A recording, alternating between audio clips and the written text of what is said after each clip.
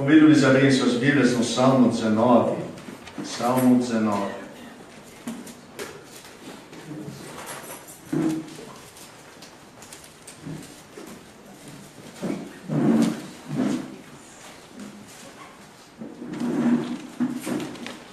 Nós começamos uma série de mensagens falando acerca da importância da forma da criação, acerca da importância da beleza para o cristão, acerca da importância que nós damos não somente às palavras, mas também à forma das coisas.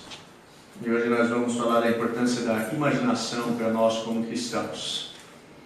A imaginação é uma virtude que tem sido perdida ao longo dos anos, e talvez as nossas gerações aí sejam as gerações que menos têm essa virtude na história recente. Então nós precisamos ver de novo a importância disso, e a própria palavra de Deus coloca a importância da imaginação para nós. E nós vamos ler uma parte do Salmo 19, e eu gostaria que você notasse as imagens que nós temos no Salmo 19. Os céus declaram a glória de Deus, e o firmamento anuncia a obra das suas mãos. Um dia faz declaração a outro dia, e uma noite mostra sabedoria a outra noite. Não há linguagem nem fala onde não se ouça a sua voz. A sua linha se estende por toda a terra, e as suas palavras até o fim do mundo. Neles pôs uma tenda para o sol, o qual é como um noivo que sai do seu tálamo e se alegra como um herói a correr o seu caminho. A sua saída desde uma extremidade dos céus e o seu curso até a outra extremidade, e nada se esconde ao seu calor. A lei do Senhor é perfeita e refrigera a alma. O testemunho do Senhor é fiel e dá sabedoria aos simples. Os preceitos do Senhor são retos e alegram o coração. O mandamento do Senhor é puro e ilumina os olhos. O temor do Senhor é limpo e permanece eternamente. Os juízos do Senhor são verdadeiros e justos juntamente. Mais desejáveis são do que o ouro, sim, do que muito ouro fino, e mais doces do que o mel e o licor dos favos.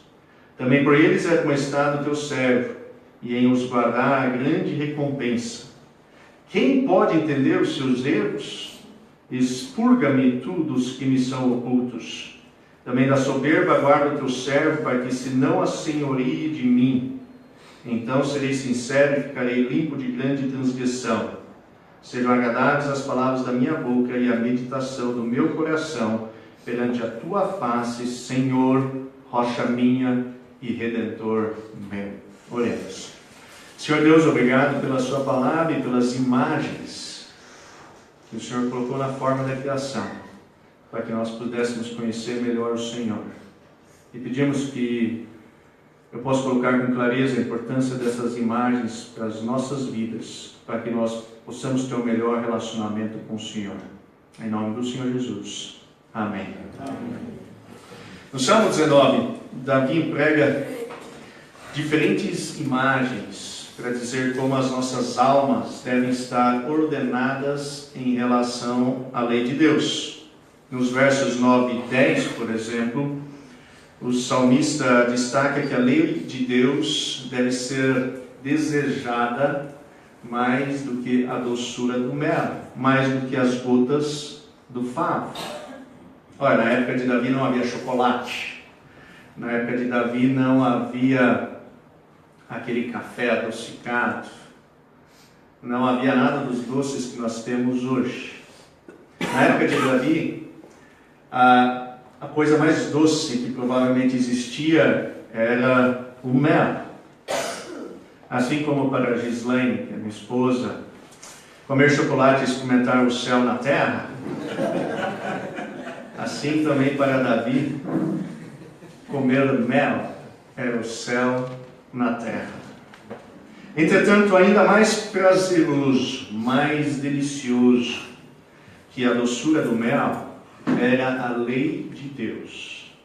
A lei de Deus para Davi era mais prazerosa que qualquer experiência sensual, qualquer experiência relacionada aos sentidos, inclusive o seu paladar.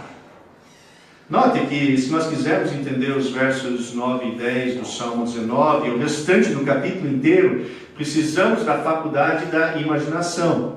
Se não conseguimos imaginar o desejo que nós possuímos pela doçura do mel, nós não conseguimos compreender o desejo que nós devemos possuir pela lei de Deus. Então, ao mencionar essa imagem, essa metáfora, Davi assume que há uma semelhança confiável, uma semelhança verdadeira entre o desejo que nós possuímos pelo mel e o desejo que nós deveríamos possuir pela lei de Deus. De certa forma, o salmista considera que nós só conseguimos compreender o desejo que nós deveríamos possuir pela lei de Deus se nós conseguimos capturar a imagem do desejo que nós possuímos pelo mel em nossas bocas. E mais, o salmista aqui apresenta de uma forma implícita um mandamento. O mandamento é que nós deveríamos desejar a lei de Deus. Isto é, se você considera a lei de Deus como algo amargo, então é porque existe algo de errado com você. A sua vida não está ordenada de acordo com a forma da criação. Porque a lei de Deus deveria ser algo mais doce do que o mel para você. Em outras palavras, o salmista está mostrando aqui que nós deveríamos ter uma profunda capacidade de imaginarmos as coisas para podermos ordenar melhor as nossas vidas. A imaginação significa a capacidade de nós criarmos imagens, a capacidade de nós realizarmos comparações, muitas vezes usando a forma da criação. George MacDonald, que foi um dos grandes escritores, era capaz de levar-nos por longe através de suas imagens. Ele afirma que a imaginação é a faculdade com a qual damos forma ao pensamento, para que de alguma forma possamos ser apreendidos pelos nossos sentidos. E é o que Davi faz aqui. Davi ele dá forma ao desejo que nós deveríamos possuir pela lei de Deus, ao apelar para um de nossos sentidos, o paladar, a doçura do mel. Deus, então, ele criou o mundo e a nós de tal forma que nós falássemos a mesma linguagem. Deus, ele fez o mundo para que esse mundo tivesse imagens nele. E ele nos criou também para que nós compreendêssemos as coisas através de comparações, através de imagens que nós encontramos na natureza. Isto é, nós e a natureza que Deus criou, de certa forma, falamos a mesma língua. Nós conseguimos nos comunicar através de imagens. Portanto, quando Deus criou o mel, Ele não tinha somente em vista a alimentação que nós iríamos possuir, ou o alimento nutritivo que as abelhas iriam possuir, mas Ele também tinha em mente que nós deveríamos desejar a lei de Deus mais que a doçura do mel. Isso é verdade para todos os elementos que Deus criou. Deus não somente criou as árvores para que pudessem embelezar os nossos jardins, ou para que nós tivéssemos alimento dos seus frutos, mas também para servir como a imagem da pessoa que se satisfaz na lei do Senhor. No Salmo 1, diz o salmista que a pessoa que se satisfaz na lei do Senhor e na sua lei medita dia e noite, é como a árvore plantada junto a correntes de água, cujo fruto não cessa e cujas folhas não murcham, e tudo que faz prospera. Então, quando Deus criou a árvore, Ele não somente pensou na beleza que ela iria nos dar e nos frutos que nós poderíamos colher delas, mas Ele tinha também em mente a satisfação que nós deveríamos ter na lei de Deus e como nós teríamos essa imagem para mostrar a satisfação que nós deveríamos ter na lei de Deus. Isto é, se você não se satisfaz na lei de Deus e não medita nela dia e noite, é porque você não possui a capacidade de imaginar como é uma árvore plantada junto a ribeiros de água, cujo fruto não acaba e cujas folhas não murcham. Falta a capacidade de você imaginar isso. Deus não somente criou as aves do céu para que nós pudéssemos vê-las vestidas muito bonitas e para que nós ficássemos encantados com o canto delas, ou eventualmente para que algumas delas nós pudéssemos comer, mas também para nos ensinar que assim como Deus sustenta com alimento diário as aves, assim também Ele irá nos dar o alimento do amanhã. Então, se nós estamos ansiosos com relação àquilo que nós vamos comer amanhã, é porque nós não conseguimos capturar a imagem de Deus alimentando as aves, que não plantam, não cegam e nem constroem os seus celeiros. Deus, Ele não somente criou os lírios para que pudéssemos ficar admirados com a sua beleza, mas Ele também criou os lírios para mostrar que nós não deveríamos nos preocupar com relação à vestimenta do amanhã. Portanto, se nós estamos preocupados com relação àquilo que nós vamos vestir no amanhã, é porque nós não conseguimos capturar a imagem de Deus vestindo os lírios. E Deus nos veste muito bem. Ele veste melhor que o rei Salomão vestiu em todo o seu reino. Isso não somente é verdadeiro para o reino animal e vegetal, mas isso é verdadeiro também para outros elementos que Deus criou, tal qual o casamento. Deus não somente criou o casamento para que o homem e a mulher pudessem se procriar, para que eles pudessem ter o seu prazer, mas Ele também criou o casamento para ilustrar qual deveria ser a relação entre Cristo e a igreja. Portanto, se você como mulher não consegue se submeter ao seu marido e respeitá-lo, e se você como marido não consegue amar a sua esposa, é porque falta essa imagem do relacionamento que existe entre Cristo e sua igreja. Em suma, a imaginação ela é fundamental para que nós possamos ordenar as nossas vidas de uma forma correta em relação à lei de Deus. Se nós não conseguirmos aprender as imagens que Deus colocou na forma da criação, então existe algo de errado conosco. Porque Deus, Ele não somente criou os elementos para que de alguma forma pudéssemos comê-los, para que pudéssemos trazer beleza e etc., mas também para que nós tivéssemos imagens de saber como devemos viver, como devemos ordenar as nossas vidas em relação a Deus. A segunda razão importante porque Deus nos deu a imaginação é para conhecermos a Deus. É para que nós possamos conhecer a Deus. Deus, Ele é Espírito. Deus, Ele não possui um corpo. Deus, Ele é invisível. Deus, Ele é todo-poderoso, Ele é autoexistente, Ele é onipresente, Ele é onisciente. Ele possui uma série de características que de alguma forma nós não possuímos, ou nós possuímos de uma forma mais limitada. Então, de certa forma, nós somos iguais a Deus, porque Deus colocou a sua imagem em nós, mas, por outro lado, nós somos totalmente diferentes de Deus. Então, é um grande desafio Deus revelar a si mesmo para nós. Porque, de alguma forma, Deus precisa comunicar aquilo que Ele é, mas Ele é Espírito. Ele é invisível. Nós, de alguma forma, não conseguimos compreender totalmente aquilo que Ele é. Então, para Deus explicar a si mesmo para nós, Ele se compara com coisas que Ele colocou na criação. Ele se compara com imagens que Ele mesmo criou. Ele usa a nossa imaginação. Por exemplo, todos nós já vimos uma rocha inabalável, nem que seja por filme. Uma rocha que mesmo se viessem os ventos, as ondas do mar, as tempestades, se a pessoa estivesse em cima daquela rocha, nada aconteceria com ela. Então Deus usa essa imagem para dizer que Ele é confiável.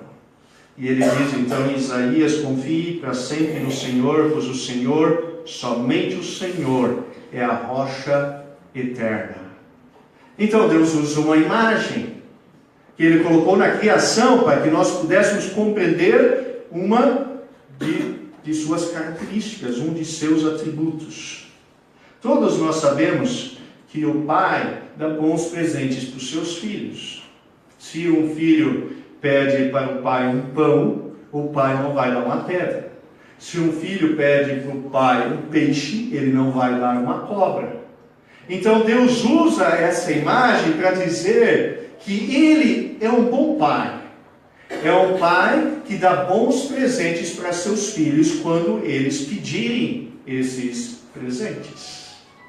Então é fundamental nós entendermos isso, que para nós compreendermos a Deus, nós precisamos de certa forma ver as imagens de Deus reveladas na natureza.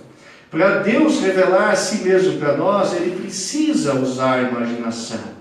A imaginação é uma parte de nossa mente a qual nós precisamos usar para entender aquilo que nós não vemos ou aquilo que nós não conseguimos compreender de outra forma. E é exatamente isso que acontece com Deus. Nós não conseguimos ver a Deus e nós não conseguimos compreender a Deus se Ele não usar metáforas, se Ele não usar imagens. Portanto, a imaginação é muito importante para que nós possamos conhecê-lo. De fato, quando paramos para pensar nisso, nós iremos notar que Deus usa inúmeras imagens nas Escrituras para se referir a si mesmo. Deus, Ele é o pastor. Deus, Ele é a porta. Deus é a água viva. Deus é o rei. Deus é o mestre. Deus é um juiz. Deus é o comandante de um exército. Deus é o leão. Deus é um cordeiro. E assim por diante. Quer dizer, Ele usa nas Escrituras uma série de imagens para que nós possamos entender aquilo que Ele é. E apesar de Deus ter se manifestado em seu Filho em forma humana, ninguém jamais viu a Deus. Ninguém jamais viu a essência de Deus, porque Deus é Espírito. Então a única forma que podemos compreendê-lo é através dessas imagens. São essas imagens que vão dizer como nós devemos nos relacionar conosco mesmo, com outras pessoas e com o próprio Deus. Já falei no primeiro ponto como essas imagens nos ajudam a ordenar as nossas vidas, quer dizer, como nós aprendemos a relacionar conosco mesmo. Então cito agora alguns exemplos de como essas imagens nos ajudam, nos atrapalham no relacionamento com outras pessoas. Se você possui uma imagem muito forte de Deus como Pai, da parábola do filho pródigo, por exemplo, então você tenderá a ser muito mais misericordioso que talvez outros atributos de Deus. Se você, por outro lado, possui a imagem mais forte de Deus como um juiz, então você tenderá a julgar mais as outras pessoas. No relacionamento com Deus, isso também possui uma profunda influência. Se você possui a imagem de Deus mais como um pai, então você vai em suas orações ser um pouco mais íntimo com Deus. Se você possui a imagem de Deus como Senhor de escravos, como Ele também é de nós, quando nós reconhecemos a Jesus como Senhor, quando nos convertemos, então nós vamos ter uma atitude de grande humildade ao nós conversarmos com Deus. E assim por diante. Quer dizer, a magnitude dessas imagens vai dizer como é que nós nos relacionamos com o próprio Deus. Note então que a nossa imaginação de Deus possui um profundo significado, influenciando a forma como nós nos relacionamos com outras pessoas e nós nos relacionamos com o próprio Deus. Uma vez então que a imaginação é tão importante assim, porque é através dela que nós respondemos a Deus e a outras pessoas também, então precisamos expor a nossa imaginação, assim como Paulo diz, a tudo aquilo que é verdadeiro, nobre, correto, puro, de boa fama, excelente e digno de louvor. Isto é, os livros que nós lemos, as músicas que nós cantamos, a arte que contemplamos, a poesia que lemos e as coisas que assistimos, elas não são de pouco valor. pois ou elas vão dar um colorido especial, um significado especial, uma profundidade e um poder maior à imagem que nós temos de Deus, ou elas vão descolorir, elas vão retirar o significado, elas vão tornar fraca e rasa a imagem que nós possuímos de Deus. Ou seja, o nosso relacionamento com Deus e com o próximo é profundamente afetado pela imagem que nós temos de Deus, pela nossa capacidade de imaginação. Em terceiro lugar, a imaginação é importante também para contextualizarmos a nossa situação de hoje, a nossa realidade atual na história cristã. Eu já contei uma história que o filósofo Alasdair contou, mas eu vou repeti-la. Imagine que você esteja esperando um ônibus, num ponto de ônibus, e de repente chega um jovem de supetão ao seu lado e diz: olha, o nome do pato selvagem comum é histriônicos, histriônicos, histriônicos. Você diz: que maluco é esse que apareceu aqui do nada e começa a me falar que o nome do pato selvagem comum é histriônicos, histriônicos, histriônicos. Você até conseguiu compreender as palavras, aquilo que ele queria dizer, mas não faz sentido para você. Você não tem uma história para colocar dentro daquela partezinha que você está experimentando naquele momento. Então, você cria essa história. Você imagina essa história. E na primeira história que você imagina, esse jovem é um louco. Então, se ele é um louco e chega para você e diz: o nome do pato selvagem comum é histriônicos, histriônicos, histriônicos, então o que você tem que fazer é mandá-lo para o hospício. É a coisa mais indicada para você fazer. Na segunda história que você imagina que o jovem confundiu você com algum estudioso, com Wilton, que estava estudando na biblioteca. E, de repente, o Wilton chegou para esse jovem na biblioteca e perguntou: qual é o nome científico do pato selvagem comum? E aquele jovem não sabia, ele foi lá, catou os livros na biblioteca, descobriu que histriônicos era o nome científico do pato selvagem comum, e agora ele está te confundindo com aquela pessoa da biblioteca, e chegou para você e disse: o nome do pato selvagem comum é histriônicos, histriônicos, histriônicos.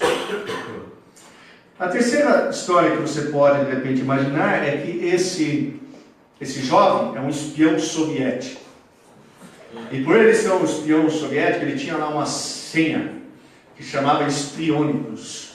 E histriônicos, se ele fosse dita essa palavra, o governo soviético estaria autorizado para lançar um míssil sobre os Estados Unidos. E você é um americano. Então, quando você ouve aquele jovem falar histriônicos, o que você tem que fazer? Imediatamente avisar o serviço secreto americano do seu país, para que eles tomem as medidas possíveis, porque a União Soviética está para lançar uma bomba no seu país. 3 histórias diferentes que você imaginou. Elas fazem um todo. E quando você coloca essa partezinha no meio da história, fala desse jovem, o nome do pato, o nome científico do pato selvagem comum é histriônicos, histriônicos, histriônicos, ela procura dar sentido a essa partezinha. O que dá sentido para essa partezinha é o todo. É isso que dá sentido para essa partezinha.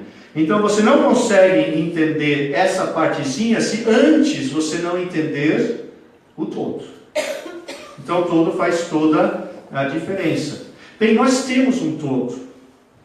Nós temos uma história. Nós temos a história do cristianismo. A história do cristianismo começa com a criação. Depois a história do cristianismo vai para a queda, depois a história do cristianismo vai para a redenção e finalmente vai para a restauração de todas as coisas, para a criação de novos céus e nova terra. Essa, de forma simples, é a nossa história. Então, todos os nossos acontecimentos no dia a dia, nós deveríamos visualizar dentro dessa grande história.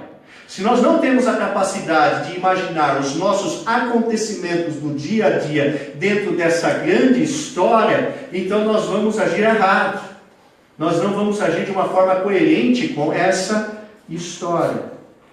Se, por exemplo, de 2 homens cristãos que tinham de uma forma bem fixa em suas mentes essa história, eles conseguiram imaginar muito bem essa história. E por isso, no seu dia a dia, eles agiam de uma forma coerente com essa história. Considere, por exemplo, a obediência de Abraão. O que fez Abraão obedecer a Deus saindo de sua terra, onde ele tinha uma vida tranquila, era um grande fazendeiro, um dos homens mais ricos da terra, sair em alta idade para ir para uma terra que ele não sabia onde ficava?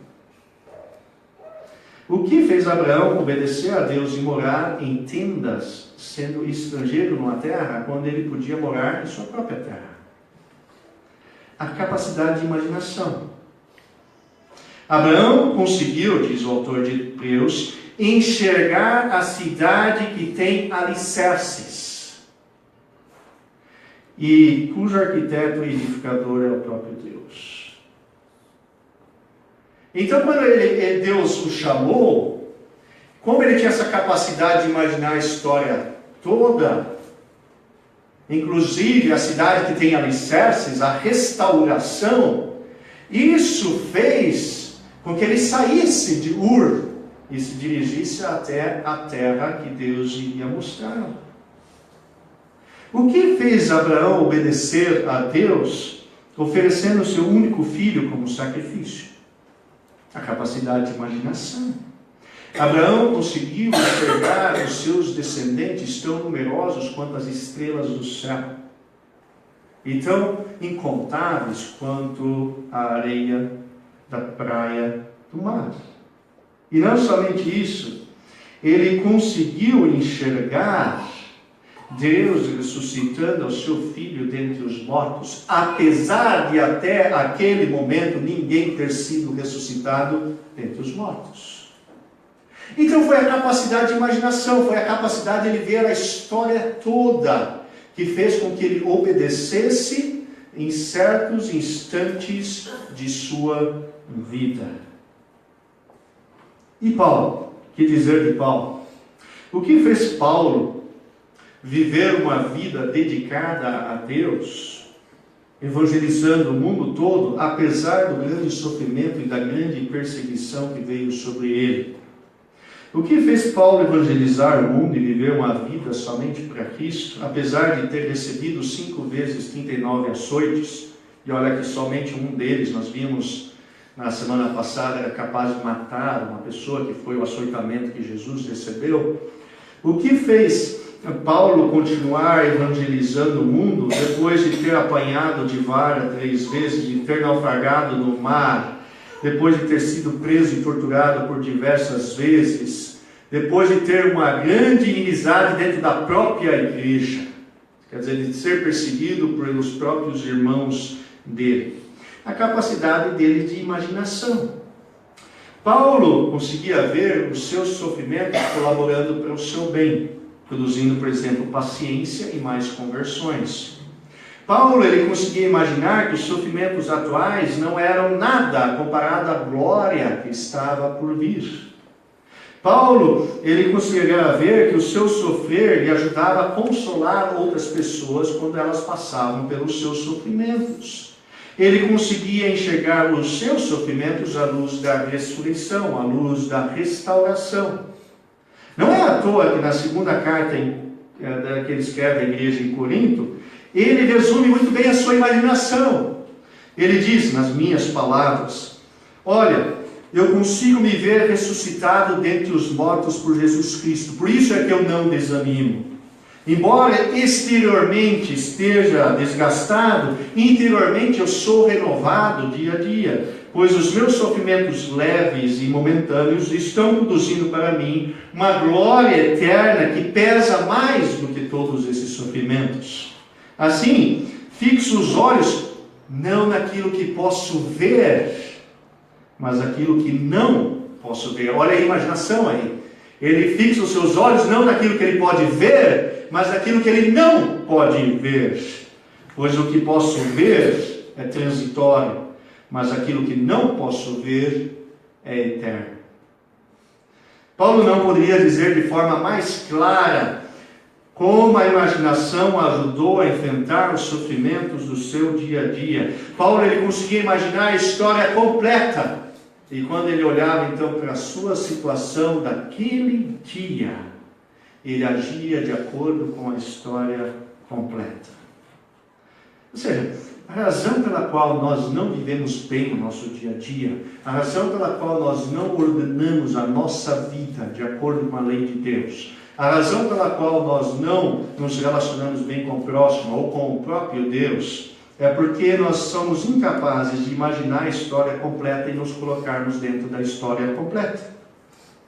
Nós nos contentamos com o pouco que o dia a dia nos oferece, por não conseguirmos imaginar a história completa do cristianismo.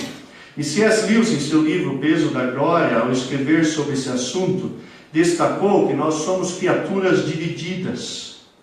Nós corremos atrás do álcool, do sexo e de ambições, desprezando a alegria infinita que Deus nos oferece.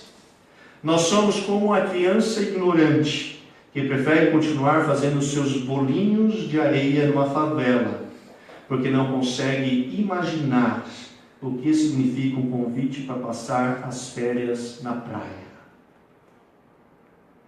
Contentamos com muito pouco. Ou seja, a razão que C.S. Lewis diz, porque nós desejamos coisas muito pequenas, porque nós nos contentamos com coisas pequenas, é porque nós não conseguimos imaginar a história completa. Nós só conseguimos visualizar os bolinhos de areia que construímos em nossa favela, no nosso dia a dia, viver diário, nosso viver terreno. Nós não conseguimos imaginar construir os mesmos bolinhos à beira da praia, vendo o mar e o nascer do sol. Como é que podemos ficar satisfeitos com tão pouco? Como podemos ser tão tolos assim?